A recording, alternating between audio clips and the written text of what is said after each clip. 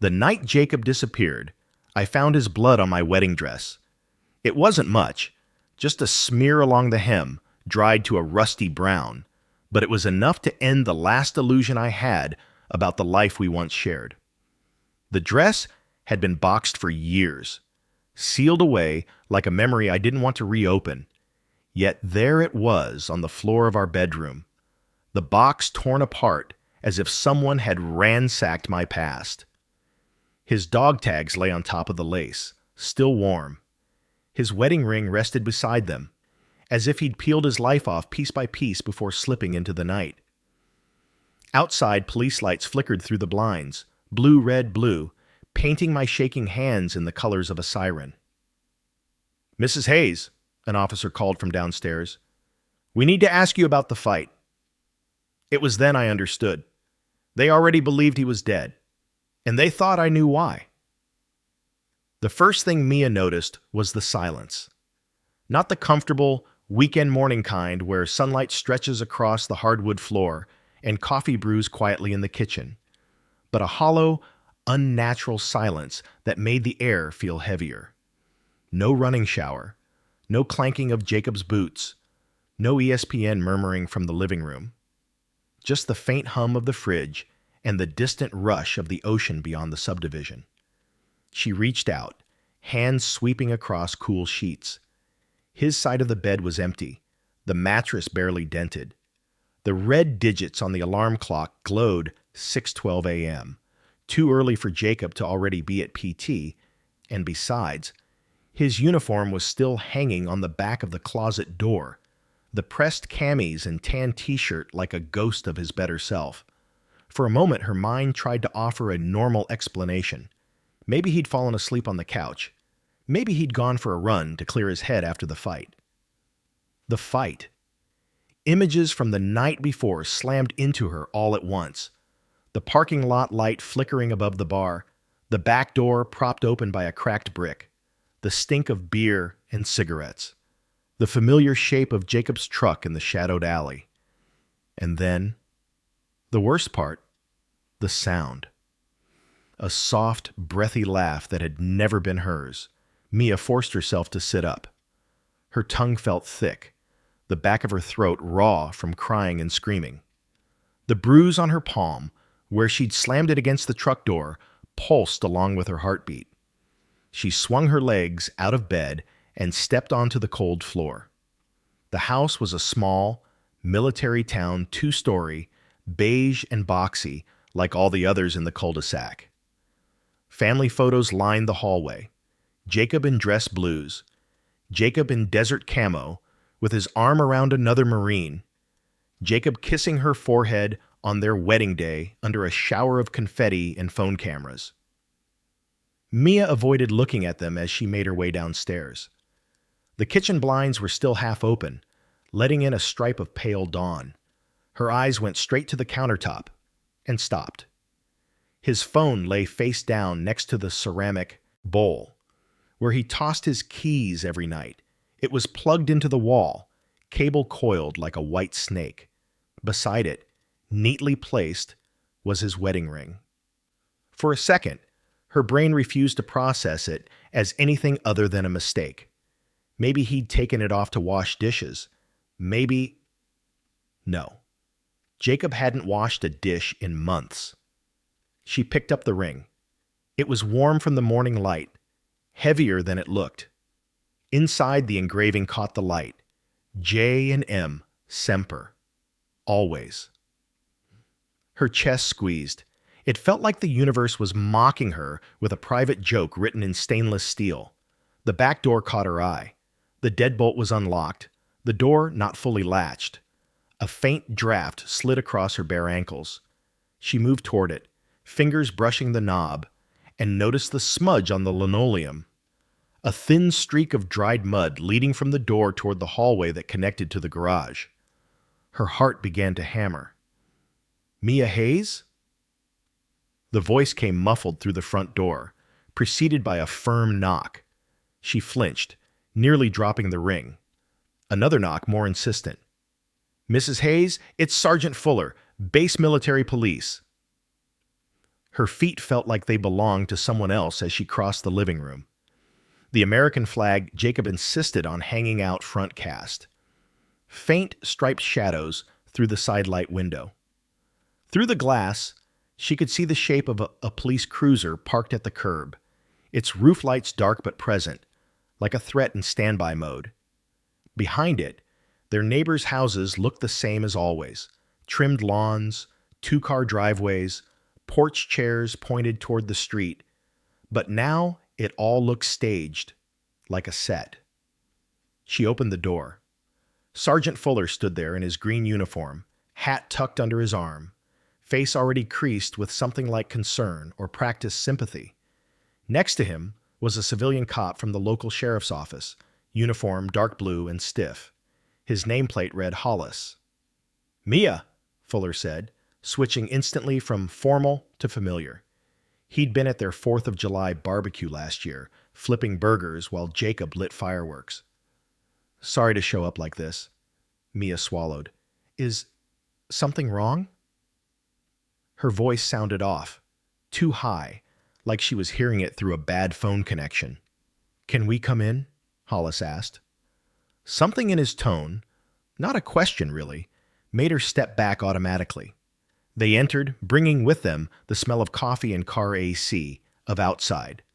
Fuller's gaze flicked to the photos on the wall, then back to her. "What's going on, Mistress?" Mia asked, fingers unconsciously tightening around the ring still hidden in her palm. "Have you seen Corporal Hayes this morning?" Hollis asked. The question landed like a weight. She opened her mouth, closed it, forced herself to think. Not since last night. He came home late." "Late as in?" Hollis prompted, pulling a small notebook from his pocket. "Sometime after 1, I think," she said. "We argued. He went out back. I went to bed." Not the whole truth. Not the image of Lauren's lipstick smeared on Jacob's throat in the alley behind O'Malley's bar. Not the moment she'd slapped him hard enough that his head snapped to the side. Not the way he'd laughed, bitter, hollow, and said, "You think this is about you?" Fuller cleared his throat gently. "We received a call this morning.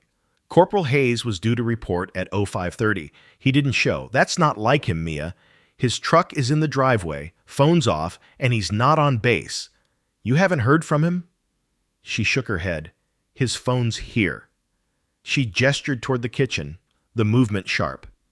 "And his ring." They followed her to the counter. Hollis's eyes narrowed slightly as he saw the ring and the phone.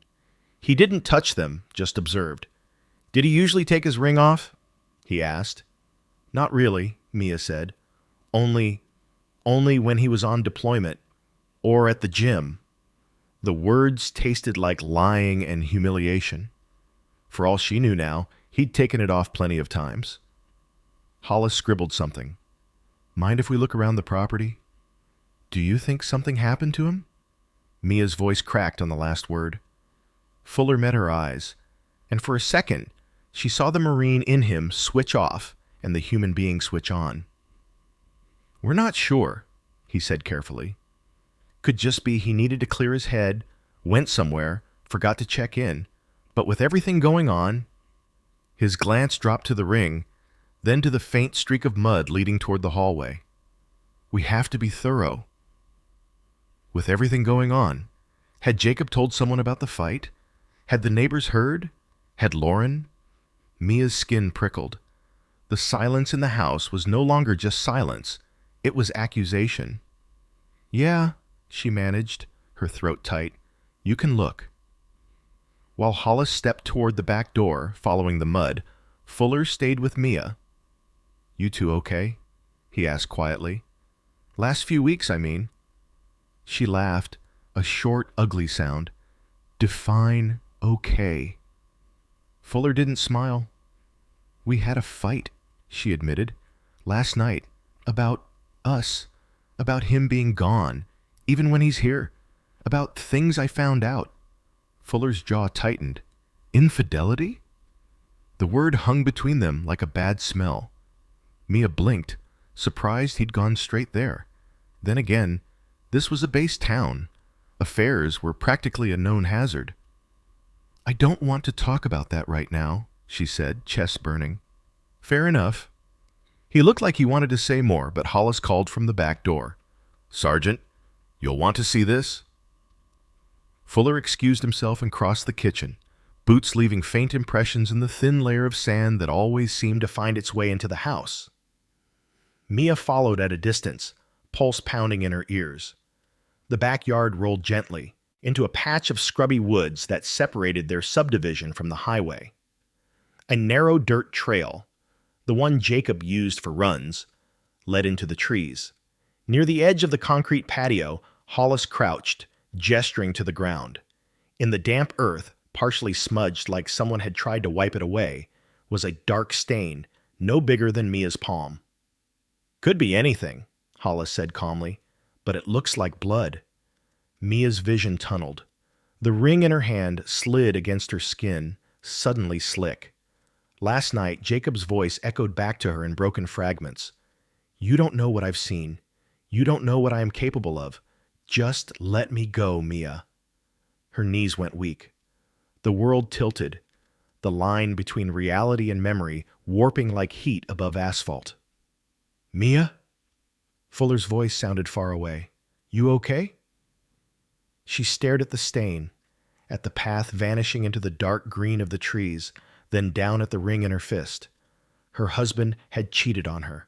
Her husband had disappeared, and now there was blood in her backyard. For the first time, a thought that wasn't denial or anger slid, cold and precise, into her mind. They're going to think I did something to him. The officers spread out across the yard, moving with a deliberate calm that only made Mia's pulse race more. Yellow markers began to dot the grass where Hollis found footprints, smudged impressions, and fragments of torn leaves that might, or might not, mean something. From the porch, Mia watched through the screen door, arms wrapped around herself as if her bones were cold. Inside, the house felt smaller. Every room seemed to hold an echo of Jacob, his shave gel by the sink, the jacket he always threw on the dining chair, the faint scent of cedar and aftershave on the staircase. But this morning, the memories weren't comforting. They made her feel exposed, as if every photograph and coffee mug and folded camo shirt was now part of an evidence board she didn't know existed. Fuller stepped back into the house first, removing his hat. Hollis followed, jotting another note. "Mia," Fuller said gently, "we'll need you to come down to the station this morning. Nothing formal. Just a statement." Her stomach clenched. "A statement? But you don't think Jacob is dead, do you?" "We don't know anything yet," Hollis said, voice steady but unreadable. "We're treating it as a missing persons case. But given the circumstances of last night's altercation, we need to document your account carefully." Altercation. The word stung. It made her feel like a headline, a cautionary tale. She inhaled shakily. "I told you we argued, that's all." "We just need your timeline," Hollis repeated, "and forensics will take a look at the stain outside. It might be nothing." But the way he didn't look her in the eye told her he didn't believe that. Mia followed them to the cruiser, but just as she stepped onto the driveway, a voice drifted across the street. "Mia? Honey, what's going on?" Mrs. Carter, the retired teacher who hosted potlucks every month, stood in her robe, clutching a mug of coffee. Behind her, other neighbors appeared, drawn by the police lights, the quiet tension. Their expressions ranged from concern to curiosity to something sharper. Whispers spread like wildfire. "That's Jacob's truck, right? Didn't they fight last night?" "I heard shouting." "Did you see her face? She looks guilty." Mia stiffened. Fuller shot the crowd a warning look, but it didn't matter. The seed was planted. The Marine's wife, the cheating husband, the disappearance. Everyone loved a scandal more than the truth. The station wasn't like the TV shows. No bright lights, no metal tables, just beige walls, old coffee smell, and paperwork stacked everywhere. Hollis settled across from her in a small room with a frosted window. Fuller stayed standing, arms folded. "We'll start simple," Hollis said, clicking his pen. "Tell us everything from last night, from the moment you left the house." Mia hesitated, every detail replayed like a distorted film reel. "I was home. Around 10, a friend, well, more of a neighbor, sent me a video she saw online." "Online where?" Hollis asked. "Facebook? TikTok?" "Instagram stories," Mia whispered. "It was Jacob and Lauren." Fuller exhaled softly, as if he'd been expecting the name. The shame burned her throat. She kept going. "I drove to O'Malley's. I was angry. I found them behind the bar, in Jacob's truck. They were—" She choked on the rest. "We argued. All three of us. Lauren left. Jacob and I fought more." "Did he threaten you?" Hollis asked. "No," she said quickly, then corrected herself. "Not physically, but emotionally." She stared at her hands. "He said he felt trapped, that he hated himself, that he couldn't be who I wanted him to be. He kept saying, 'Just let me go.'" Fuller shifted. Hollis's pen paused midair. "And then," Hollis pressed, "he walked away, into the woods behind the bar. And you didn't follow him." "I tried," she said, voice breaking, "but he told me to leave him alone. I drove home. I thought he needed to cool off." "Did he come home on foot?" "I don't know. His truck was still there this morning." Hollis scribbled. "And when you woke, he was gone." "Yes. Phone here, ring here, back door open." Fuller spoke up. "Mia, did Jacob ever talk about harming himself?" The question hit like a punch. She wanted to say no. She wanted to cling to the image of the Marine she married, the man who jogged at dawn, who saluted with confidence, who wrote her letters from Afghanistan about sunsets and loyalty and coming home. But that wasn't Jacob anymore. "After his last deployment," she whispered, "he changed. He had nightmares. He shut down. Sometimes he'd disappear for hours without telling me where he was going. I thought it was stress. I didn't know it was this." "Did you know he was seeing Lauren?" Mia's breath left her in a shudder. "No, I found out last night." Fuller exchanged a look with Hollis. Quiet, communicating without speaking. The kind of look that said motive. The kind of look that broke something inside her. When she returned home hours later, the neighbors were gone, but the silence remained heavy. Forensics markers dotted her backyard like little yellow accusations. Inside, her phone buzzed non-stop. Missed calls, texts from friends, messages from base spouses she barely knew. But one notification stood out. A DM request from an unknown account. "You should have known he'd run. That man was drowning. And so are you." Another followed seconds later. "Don't talk to the police if you want to stay safe." Mia's fingers trembled. The house suddenly felt too empty, too exposed. Jacob was gone. The police suspected her. Someone was watching. And for the first time since dawn, a horrifying thought surfaced. Quiet, sharp, undeniable. Jacob's disappearance wasn't the end of the nightmare. It was the beginning. The afternoon sun baked the asphalt outside, turning the quiet military neighborhood into a shimmering mirage of heat and suspicion.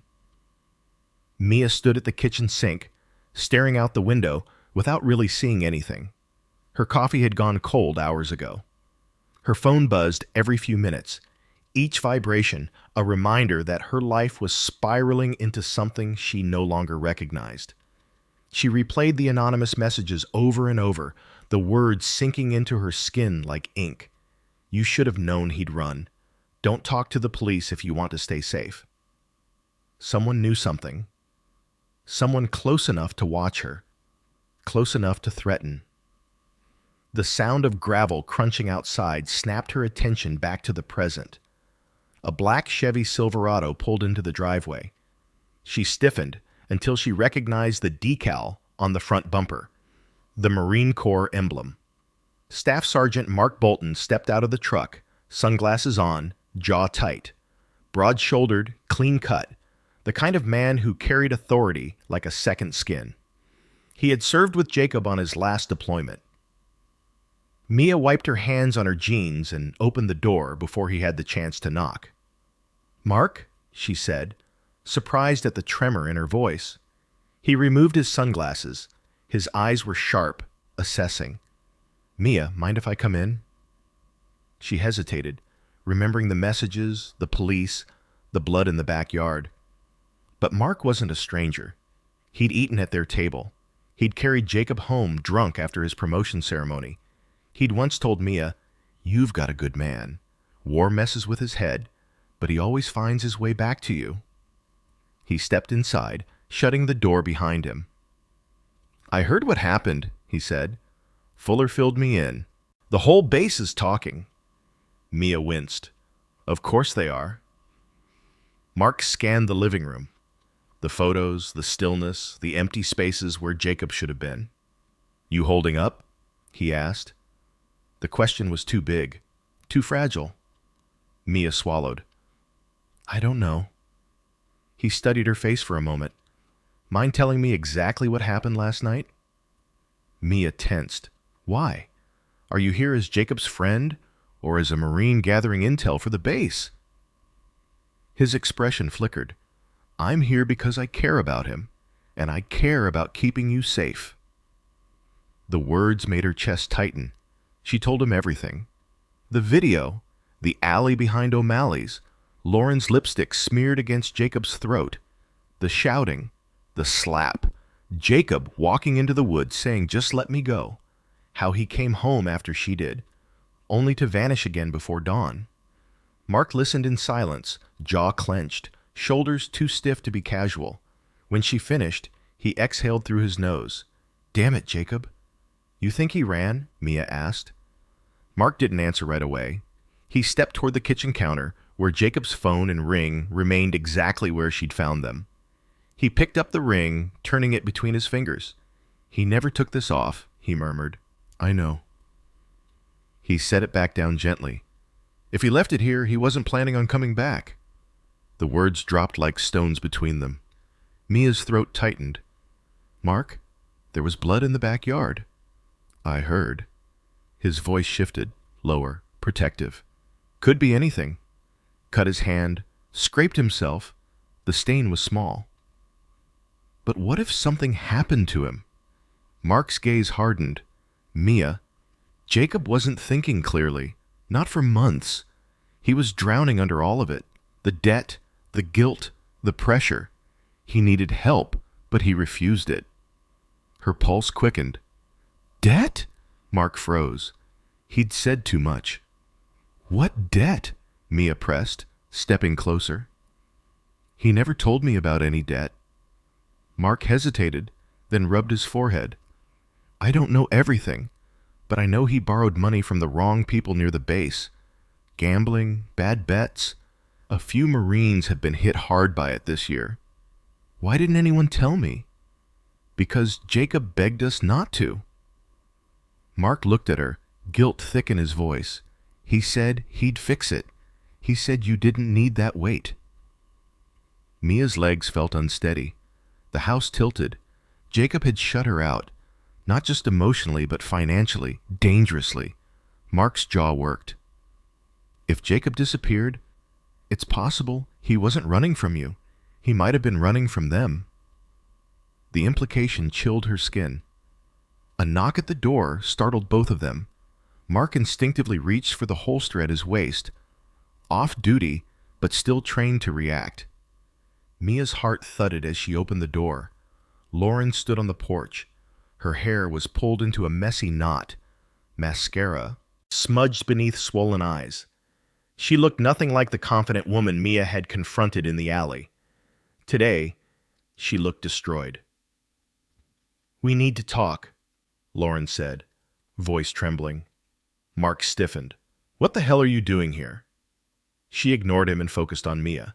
Please, it's about Jacob. Mia's breath caught. What about him? Lauren swallowed hard. He came to my place last night, after you left the bar. Mia felt the floor drop out from under her. What? Mark narrowed his eyes. He told everyone he was walking off alone. Lauren shook her head, tears escaping. He showed up at my apartment near midnight. He was a mess, shaking, terrified. He said he'd made a mistake, a huge one, and that he didn't know how to fix it. Mia's heart pounded painfully in her ears. Lauren's next words came out shattered. He said someone was after him, and that if anything happened to him, it would be because of them. The world went silent, heavy, unbreathable. Lauren covered her mouth as a sob escaped. And then this morning, I woke up to find my apartment door wide open. She looked at Mia with pure fear. Someone had been inside. Mia felt herself sway. Mark reached out to steady her. Jacob wasn't just running. Jacob was hiding. And now whoever was chasing him had stepped into their lives. Mia didn't remember walking from the doorway to the couch. 1 second, she was standing in front of Lauren, stunned and breathless. And the next, she was sitting, elbows on her knees, trying to keep the room from tilting sideways.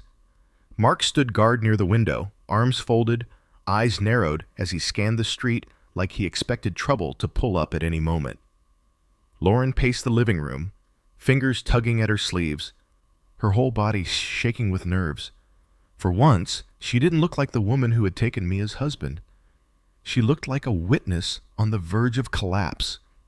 Start from the beginning, Mark said, his voice firm. No more half-truths. Lauren nodded, swallowing hard. He came to my apartment around midnight. He was terrified. I've never seen him like that. Not even close. Mia's stomach twisted. Jacob had hidden so much from her. The debt, the affair, the nightmares. But the idea of him showing that level of fear to Lauren felt like an additional betrayal. Intimate, in a way she didn't want to understand. Lauren stopped pacing. He kept checking the windows, kept saying he had screwed up big, that someone from outside base was involved, some guy he owed money to. Mia thought of the blood in the backyard, the abandoned ring, the open door at Lauren's apartment. Did he say a name? Mia asked, voice hoarse. Lauren shook her head. No, just that he didn't have the money they wanted, and that he didn't trust anyone. Not the base, not the cops, not even himself. Mark shifted, his jaw tightening. Did he say where he was, going? He wouldn't tell me, Lauren said softly. He just said, if I disappear, don't come looking. Then he hugged me and left. Silence hung in the room, thick and suffocating. Mia felt her eyes sting. Jacob had never come home after that. He had gone to Lauren first, chosen her, and then disappeared into the night while Mia slept upstairs, thinking he would come back and explain himself. Mark stepped closer to Lauren. And the door? You're sure you locked it last night? I always lock it, she whispered. This morning it was wide open. My kitchen drawers were pulled out, nothing stolen, just disturbed, like someone was searching. For what? Mia murmured. Lauren looked at her helplessly. I don't know. A low vibration buzzed from the coffee table. Mia's phone. She reached for it, glancing at the screen. A new message from the same anonymous account. You're not safe with her there. A second message followed instantly. Check his things before they do. Before they do?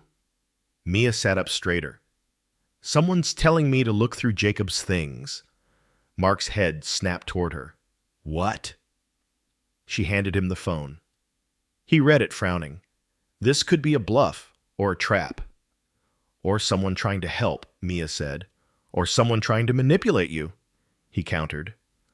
But the message had lodged itself in her mind like a thorn. Check his things. Check his things. Something inside her. Instinct. Desperation. Grief. Whispered that there was truth in it. She pushed herself to her feet. "I want to check the garage." Mark stepped in front of her. "Hold on. If someone was searching Lauren's place, that means Jacob's things could be connected. You shouldn't go in alone." "I'm not alone," Mia said, brushing past him. "Damn it," Mark muttered, following. Lauren hovered near the door but didn't follow. Mia didn't blame her. The garage smelled like motor oil, cardboard boxes, and the remnants of Jacob's hobbies: dust-covered tools, gym equipment he rarely used, and the half-finished wooden surfboard he swore he would complete someday. Mia flicked on the light. Mark scanned the room. Nothing looks disturbed, which made Mia even more uneasy. Jacob was messy, impulsive. If he'd hidden something, it wouldn't be neat. She crossed to the metal storage cabinet in the corner, Jacob's private space. He kept old deployment gear there: papers, random junk, things Mia wasn't supposed to organize. She pulled the door open. Mark exhaled sharply. Inside, everything was stacked neatly, too neatly, a Marine's precision, not Jacob's chaos. Someone had gone through this. "What the hell?" Mia whispered. She reached for the top shelf, running her fingers over an old camo backpack. Something stiff was inside it. She pulled it down, placed it on the work table, and unzipped it. Mark leaned over. A stack of envelopes. Thick, rubber-banded. Each one weighed with the unmistakable density of cash. Mia's mouth went dry. "What is this?" "Emergency stash," Mark muttered. "Or payoff money." Mia pushed the envelopes aside and reached deeper. A burner phone. Dead battery. A prepaid SIM packet. A crumpled map of coastal North Carolina with several back roads circled in red ink. And at the bottom, a notebook. Black. Plain. Jacob's cramped handwriting on the first page. "If something happens to me, it wasn't an accident." Mia's breath shuddered out of her. Mark looked at her, stunned. He knew. She turned the page. "I made a deal I can't undo. They want more than I can give. I think they're watching the house." Mia's blood ran cold. Mark's voice dropped to a whisper. "Mia, this is serious." A sudden noise made them freeze. The soft creak of the side gate outside. Mark moved instantly, his training taking over. He stepped in front of Mia, one hand reaching for the concealed weapon under his shirt. The gate creaked again. Footsteps. Slow. Deliberate. Mia clutched the notebook to her chest as her heartbeat thundered in her ears. Mark whispered, "Stay behind me." But Mia wasn't staring at the door. She was staring at the notebook in her hands. At the last line Jacob had written, "If they come before I get away, I'm dead."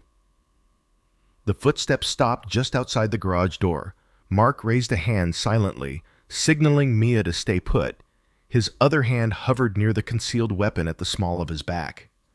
The late afternoon light slanted through the narrow garage window, casting long shadows across the concrete floor.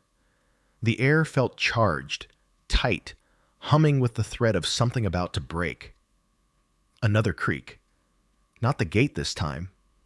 The side door, the one that led from the backyard into the garage. A soft, metallic click. Someone trying the handle. Mia's breath hitched. Her fingers tightened around the notebook against her chest, Jacob's last words burning through the cover like a warning. "If they come before I get away, I'm dead." Mark mouthed, "Stay here," then moved toward the door, slow and sharp, every muscle prepared for impact. The handle turned again, this time with more pressure. Mark stepped forward, bracing. The door suddenly pushed inward an inch, catching on the lock. A man's voice came through, muffled but unmistakably real. "Hello? Is anyone home?" Not threatening, not calm either. Nervous, hesitant.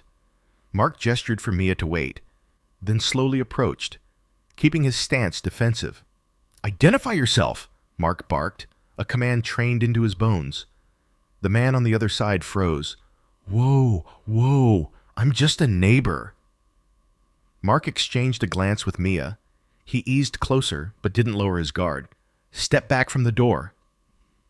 Mia, heart still pounding, edged forward enough to peer through the dusty side window. A man stood on the other side of the door, mid-50s, sunburned, wearing a mechanic's uniform with the name Patch Ray. She recognized him.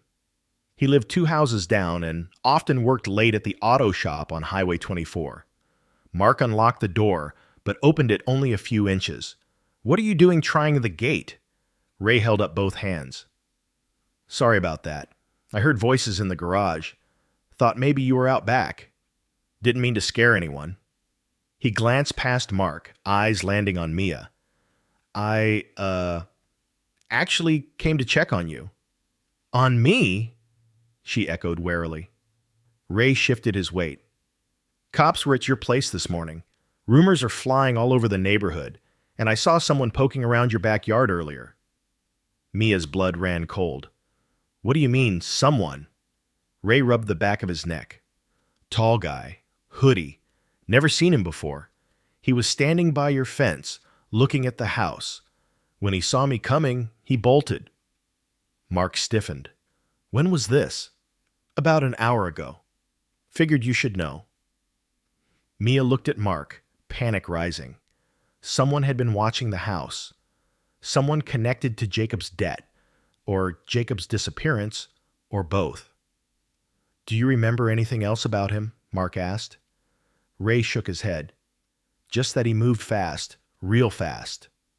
Mark nodded, verifying Ray's sincerity. "Thanks for letting us know. We'll take it from here." Ray hesitated. "You need anything, Mia?" "Anything at all, just knock. My wife's home too." She managed a small nod. "Thank you." Mark closed the door and locked it again. The silence rushed back like a cold wave. "You believe him?" Mia asked. "Yeah," Mark said. "Ray's harmless, but the man he saw, that's a problem." Mia clutched the notebook tighter. "He's looking for whatever Jacob hid." Mark nodded grimly. "And whatever it is, we just found it before he did." The stack of cash, the burner phone, the map, the confession notebook.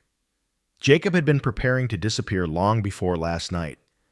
Mia set the notebook on the work table, opening it again. Mark leaned over her shoulder, scanning Jacob's frantic handwriting.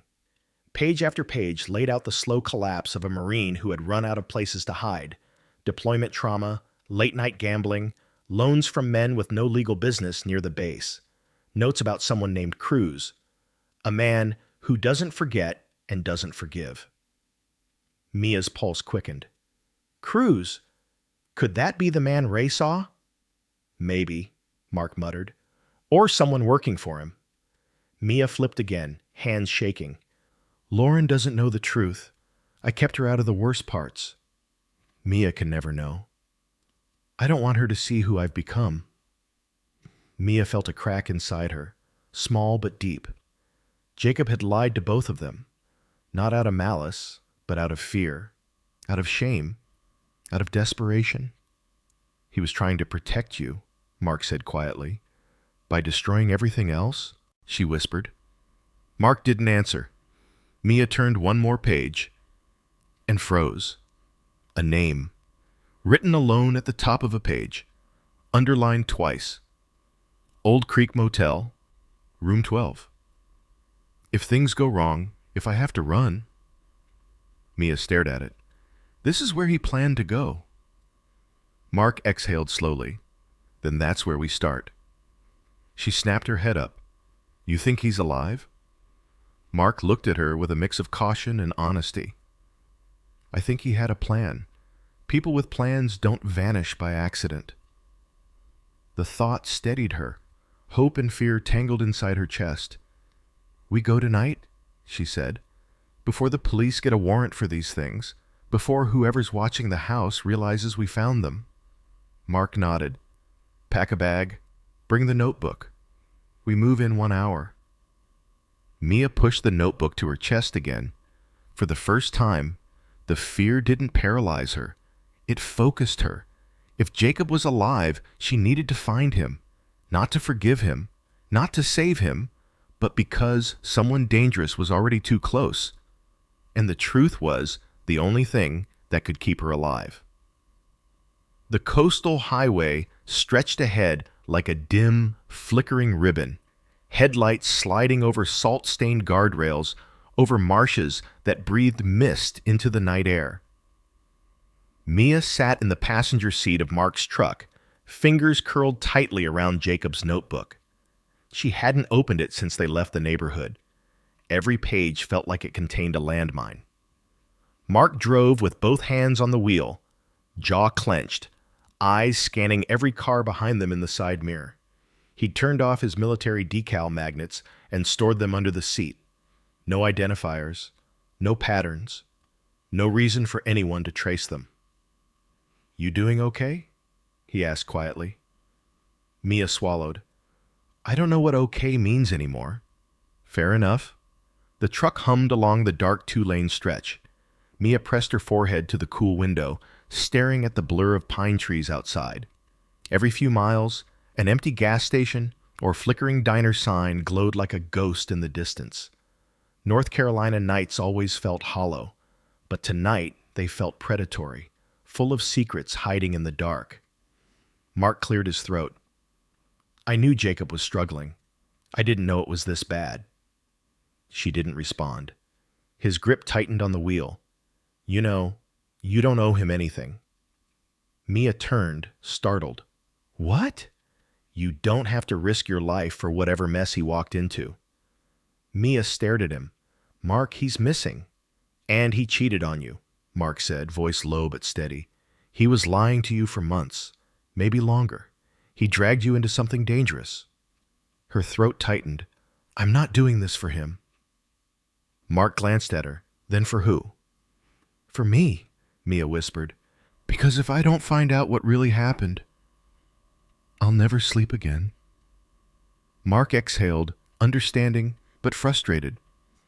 "Just be careful. Whoever this cruise guy is, he's already here, Mas," Mia said softly, watching. The silence that followed wasn't empty. It was loaded. A half-hour later, they turned onto a gravel driveway marked by a decaying wooden sign, "Old Creek Motel Vacancy. Weekly rates. No refunds." Rows of cheap neon bulbs buzzed overhead, casting a sickly pink glow across the parking lot. Half the rooms looked vacant. The other half looked occupied by people who didn't want to be seen. Room 12 was toward the end, secluded, facing a patch of woods rather than the road. Mark parked 2 spots away and killed the engine. "You stay here," he ordered. Mia snapped, "Absolutely not." "Mia, you're not going in alone. We do this together." His jaw flexed, but he didn't argue again. He knew her mind was made up. They stepped out quietly, feet crunching across gravel. The motel air smelled like cigarette smoke, mold, and stale coastal humidity. Somewhere near the trees, a dog barked once, then fell silent.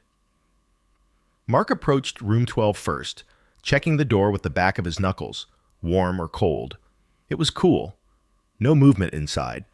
He nodded for Mia to stand beside him. She raised her hand and knocked lightly.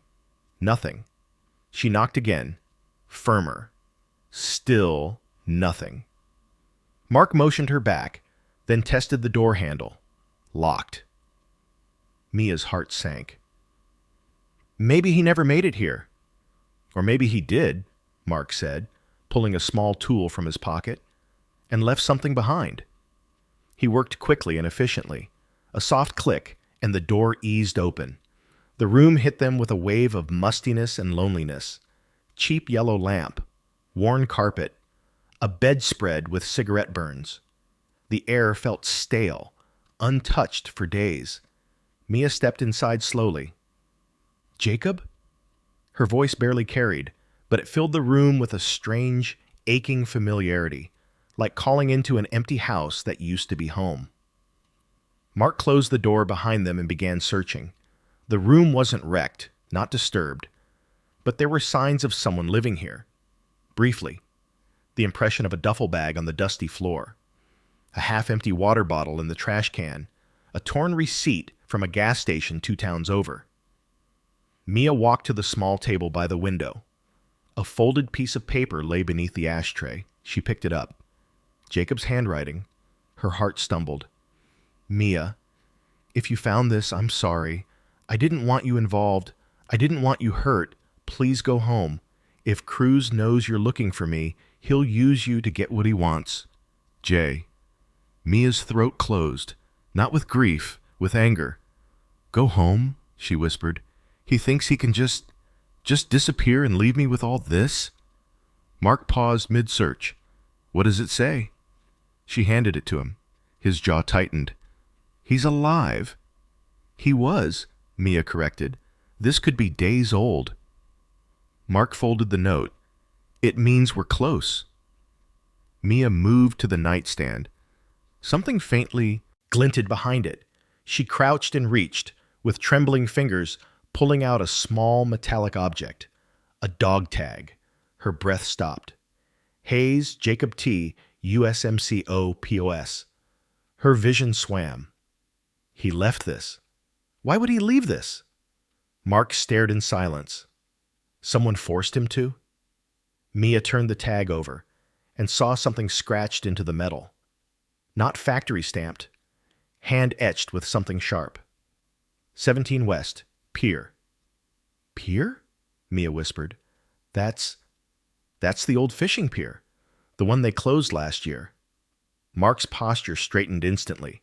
That's where he went next. Suddenly, a car engine revved outside, fast, aggressive. Mark moved to the window and peeked through the blinds. His face went pale. What? Mia whispered. Mark's voice sharpened. We have to go. Why? He grabbed her arm, pulling her toward the door. Because that black sedan out there? It's been behind us since we left your neighborhood. Mia froze. Cruz? She breathed. We move, Mark hissed. Now. As they slipped out the back window, Mia heard the sedan door slam. Heavy footsteps hitting gravel. A man's voice, low and cold. Room 12. Her blood iced. They were seconds from being caught. The back window stuck for a terrifying half-second before Mark forced it open with his shoulder, the wood frame groaning as flakes of old paint rained down. Mia climbed through first, dropping into the weeds behind the motel. The night air slapped her skin, cold, salty, wet with the thick humidity rolling off the coast. Mark followed, landing beside her in a crouch. He touched her shoulder lightly. Stay low, he whispered. Behind them, the motel room door creaked open. A man's voice, smooth, cold, deliberate, filled the night. Search everything. Mia felt her pulse slam against her ribs. Mark took her hand and pulled her deeper behind the building. They moved through tall weeds and broken beer bottles, feet crunching softly over gravel. A second voice answered from inside the room. He left something. I can feel it. Find it, the first man snapped, and find her. Mia's lungs seized. They knew her. They were looking for her. Jacob hadn't been paranoid. He'd been hunted. Mark and Mia reached the far corner of the motel, crouching beside a dented ice machine. Mark risked a glance back. A tall man, in a black hoodie, stood outside room 12, shoulders wide, posture coiled like a predator waiting to strike. Even at a distance, Mia felt the presence of something dangerous, something capable of violence without hesitation. Mark exhaled slowly. That's not just muscle. That's someone who's done this before. Is he Cruz? Mia whispered. I don't know, Mark said, but he's working for him. The man turned toward the parking lot, scanning the shadows with calculated precision. Mark grabbed Mia's hand again. Come on, we're going to the truck. They stayed low, keeping to the back of the motel until they reached the side road. The truck was parked a block down, hidden between 2 aging oak trees. When they reached it, Mark unlocked it with a soft beep and ushered her inside. As soon as they shut the doors, he said, The pier isn't far, 10 minutes, but once we're there, we stay sharp. If Jacob left that clue, he wanted you to find him, but Cruz might have known you'd figure it out. And Jacob? Mia whispered. Do you think he's still alive? Mark looked at her with a mixture of truth and gentleness, the kind you give someone who deserves honesty but not cruelty. I think he's running out of time. He started the engine, headlights off, and rolled onto the main road. 10 minutes later, the old pier appeared through the windshield like the skeleton of a giant creature. Rotted beams, warped planks, railings rusted by years of salt water and storms. The city had closed it after Hurricane Arlene tore half of it into the ocean, leaving behind a structure that moaned when the wind hit it just right. Tonight, it looked like a place people went to disappear. Mark parked at the far edge of the cracked lot, behind the rusted remains of a fish cleaning sink. He killed the engine. The only sound was the relentless crash of waves and the wind pushing through the broken slats of the pier. Stay behind me, Mark said. They walked toward the pier entrance, the boards creaking under their weight. A no trespassing sign swung loosely, banging against the railing. The moon cast a pale path across the weathered planks. Halfway down the pier, Mia saw it, a small bundle sitting under the bench, like someone had been waiting, or hiding. Mark motioned her behind him, then approached the bundle carefully. He crouched, pressing 2 fingers to the canvas pouch. Warm. Someone had left it recently. Inside was a folded sweatshirt and a note. Mia's heart slammed as Mark handed it to her. Jacob's handwriting again. Shaky, rushed. Mia, if you made it here, I'm sorry. I didn't tell you everything. Cruz doesn't just want his money. He wants something I took from him. Mia felt her breath catch. What could Jacob possibly steal? She whispered. Mark frowned. Something worth killing for. She kept reading. I didn't know what I was getting into. I thought it would be quick money. I thought I could fix our life. But I walked into something bigger, something dangerous. They're watching everyone. I couldn't go home. I couldn't drag you down with me. Mia's hands trembled so hard, she almost dropped the note. If they find me, it's over. If they find you, run. Room 12 was just to throw them off. Her heartbeat thundered in her ears. I'm not going to the police. They won't understand. They can't protect you. I'm heading to the lighthouse tonight. The only place left they won't look. If you come alone. Jay. Mark stepped closer. There's a lighthouse 15 minutes from here. Completely abandoned. Mia folded the note. Then that's where he is. Mark hesitated. He said to come alone. I'm not going alone, she snapped. Mia, no. Her voice cracked but didn't break. I won't make the same mistake he did. I'm not walking blind into whatever hell he's in. Mark looked at her for a long moment, the wind whipping his hair. Something in his expression softened. Admiration, maybe. Or fear for her. Then he nodded. Okay, we go together. Suddenly, a sharp clatter tore through the pier. Mia spun. Something had fallen near the entrance. Something metallic. Footsteps followed. Fast, heavy, getting closer. Mark moved in front of her instantly. We're not alone. Mia clutched Jacob's note against her chest. Whoever had followed them to the motel had followed them here too, and now he was on the pier, coming straight for them. The footsteps grew louder, measured, purposeful, like the steady approach of someone who didn't need to rush because they already knew exactly where their prey was cornered. Mark grabbed Mia's wrist. We have to move now. They sprinted down the pier, wooden boards groaning beneath their weight. Behind them, a shadow broke from the darkness. Tall, wide-shouldered, relentless. The same man from the motel. He didn't shout. He didn't threaten. He just followed, calm in a way that made Mia's blood run cold. At the parking lot, Mark shoved Mia toward the truck. Get inside. As soon as she slammed the door, The man stepped into the edge of the lot, moonlight carving out the angles of a face that looked carved from stone. He didn't blink, didn't move, just watched them. Mark floored the gas. The truck fishtailed, gravel sprang. The man didn't chase. He simply turned his head, tracking them until they disappeared onto the road. Mia's breath shook uncontrollably. That was him. That was Cruz's man. Mark tightened his grip on the wheel, and he's not going to stop. The highway blurred by in streaks of blue-black shadow. Mia kept checking the side mirror, expecting the black sedan to appear, but the road behind remained empty. When the lighthouse came into view, the landscape changed. The coastline here was savage, sharp cliffs, jagged rocks, waves that crashed like thunder. The lighthouse stood on a lonely outcrop, its once white paint now peeling into ghostly strips. The rotating beacon had long been dead, leaving the tower hollow and blind. Mark parked behind a cluster of dead shrubs. Stay close to me. And remember, Jacob asked you to come alone. Mia swallowed hard. I don't care what he asked. I'm not losing him like this.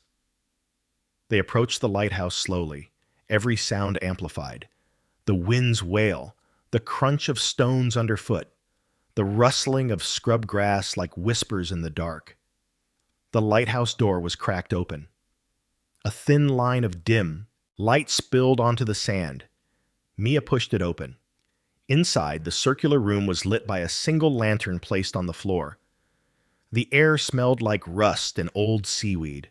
Stairs spiraled up into darkness, and at the base of the stairs, a man sat with his back against the wall, head bowed, legs stretched out. Jacob. Mia's heart crashed against her ribs. Jacob, she whispered, voice breaking. His head lifted slowly. His face was gaunt, eyes bloodshot, beard unshaven. He looked like a man who'd aged 10 years in one night. But he was alive. Mia. His voice was rough, ragged, disbelieving. You came. She dropped to her knees beside him, hands hovering over him like she didn't know what she was allowed to touch. You left me, she breathed. You left everything. He let out a broken laugh. I was trying to save you. Mark stayed by the door, scanning the shadows. We don't have long. Someone followed us. Jacob's eyes sharpened. Cruz's guy? Mia nodded. Jacob cursed softly. His hand trembled as he pushed the lantern aside. I didn't want you finding any of this, but it's too late now. He motioned for her to look beneath the stairwell. Mark checked first. A duffel bag sat hidden behind a loose panel of wood. He opened it carefully. Inside were stacks of cash, far more than in the garage, bundles of documents, and a hard drive sealed in plastic. Mia stared. Jacob, what is all this? Jacob exhaled shakily. Evidence. Files Cruz wanted destroyed. Names, transactions, offshore accounts, things that could bury him for good. Why do you have them? Mark demanded. Jacob rubbed his face. I thought I could trade them. Buy us a way out of debt. Buy us time. But Cruz realized what I took. And once he knew, he sent his men to find me. Mia felt her stomach twist. And you didn't come to me? You didn't go to the police? The police can't protect you from people like him, Jacob said hoarsely. And you, Mia, I'd already failed you in so many ways. I couldn't drag you down with me. Her eyes filled with tears. Not forgiveness, not yet, but pain and clarity. You already did, she whispered. Jacob's expression shattered. I know, and I'm sorry. God, I'm so sorry. Before she could respond, a sharp metallic click echoed from outside. Mark's head snapped toward the door. Someone's here. Jacob tried to stand, but winced, gripping his side. He shot at me earlier. I barely got away. Footsteps crunched over broken shells outside, slow, deliberate. Mia's pulse pounded. Mark lowered his stance, hand hovering near his concealed weapon. "We need to move. Up the stairs. Higher ground." They scrambled toward the spiral staircase, the lantern swinging wildly in Jacob's hand. The metal steps groaned under their weight. Another sound snapped through the lighthouse. The front door slammed open. Heavy boots entered. A voice, deep, unhurried, deadly, drifted up the stairs. "You should have stayed gone, Corporal." Jacob froze. Mia's hand found his instinctively. Cruz's man had found them. Mark whispered, "Keep moving." They climbed faster, reaching the narrow upper chamber. The glass of the lantern room was cracked, the ocean visible in jagged shards. Jacob shoved the duffel into Mia's hands. "If anything happens, you run. Don't argue." "No," she hissed. "I'm not leaving you." But Jacob wasn't listening. He pushed her behind him as footsteps began to climb the staircase. Mark stepped forward, weapon ready. "Stay behind me." Cruz's man reached the top step. Moonlight cut across his face, revealing cold, unreadable eyes.